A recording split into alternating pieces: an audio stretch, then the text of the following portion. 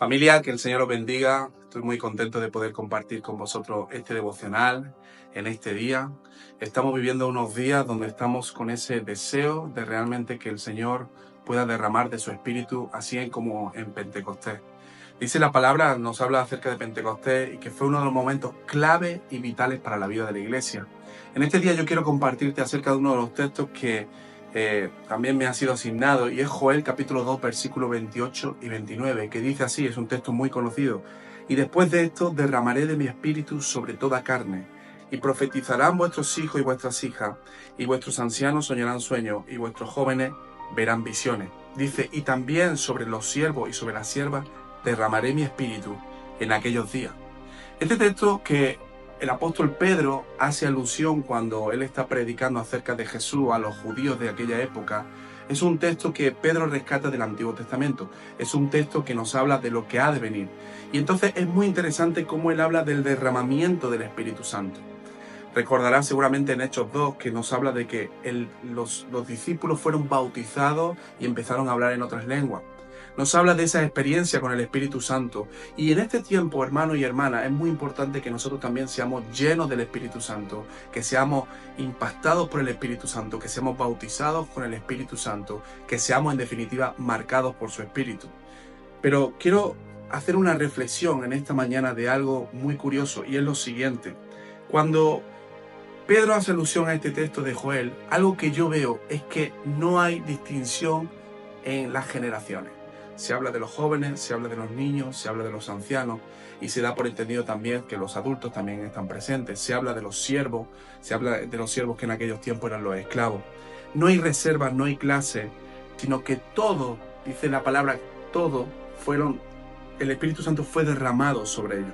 Ahora, la pregunta que quiero hacerte en este día es, por ejemplo, a la reflexión, nosotros como pastores, los obreros, las iglesias, si nosotros en este tiempo estamos dando ese espacio para que todas las generaciones de nuestro entorno puedan tener esa experiencia de ese derramamiento con el Espíritu Santo.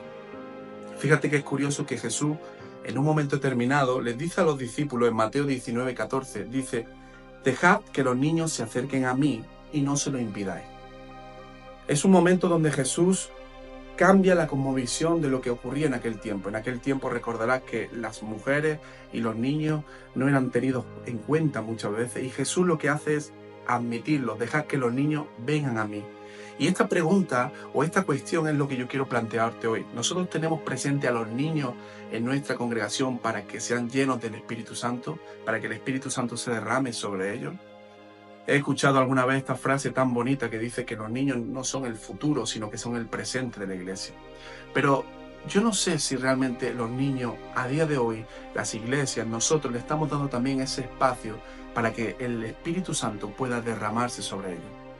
Recuerdo que cuando tenía 10, 9 años, iba a campamentos de niños, donde niños con 8 años, 7 años, 10 años, eran tocados por el Espíritu Santo y empezaban a hablar en otras lenguas.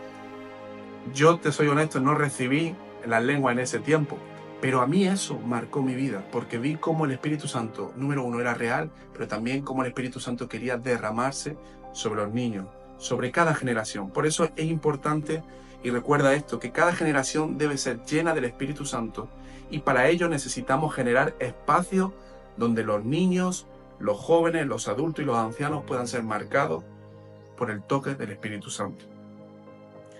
Hace poco leía acerca de un personaje que no es muy querido por la sociedad, que es Hitler. Y en 1945, cuando las tropas soviéticas llegaron a Berlín, una de las cosas que se dieron cuenta, y decían esta frase los que llegaron, era que las generaciones más jóvenes eran más nazis que los propios nazis. Y esto viene porque de alguna forma Hitler trabajó un adoctrinamiento sobre estos niños. Y una de las frases más conocidas que él dijo es: tú no piensas como yo, pero tus hijos ya me pertenecen. Y yo no estoy hablando en este día de que nosotros adoctrinemos a nuestros hijos, de que les demos una enseñanza que sea lo que nosotros decimos para que ellos no piensen por sí mismos.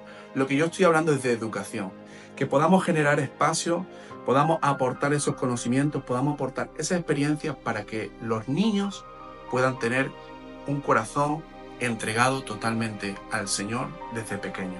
Pero no solamente esto, sino que el texto nos dice que los niños y las niñas profetizarán. Esta palabra profetizarán, y con esto termino, también es una palabra muy importante porque esto significa hablar palabra de Dios. Y lo que necesitamos en este tiempo, Iglesia de España, no es solamente que los pastores hablen palabra de Dios, no solamente que los adultos hablen palabra de Dios, no solamente que los jóvenes hablen palabra de Dios, sino también que los niños puedan hablar palabra de Dios, que los niños puedan orar también por enfermos y enfermos sean sanados.